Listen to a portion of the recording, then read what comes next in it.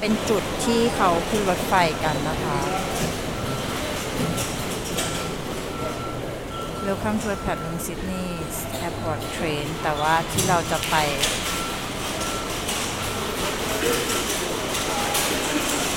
เราจะไม่ได้ไปเทรนนะคะ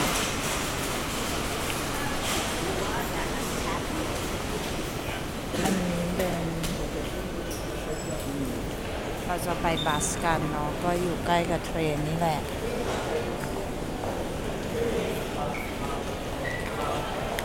นี่เราก็จะไปบัสก็จะมีป้ายบอกว่าบัสตรงไปแต่ที่บอกก็คือ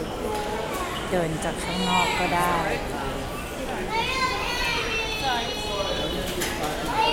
มันจะไปบรรจบกันส่วนใหญ่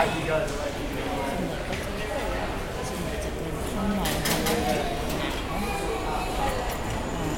ก็เป็น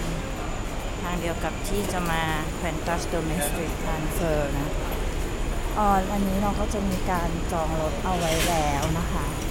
Murray Bus เขาก็จะ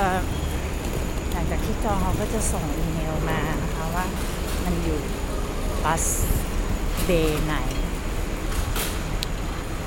อันนี้เดี๋ยวขอเช็คแป๊บหนึ่งนะคะ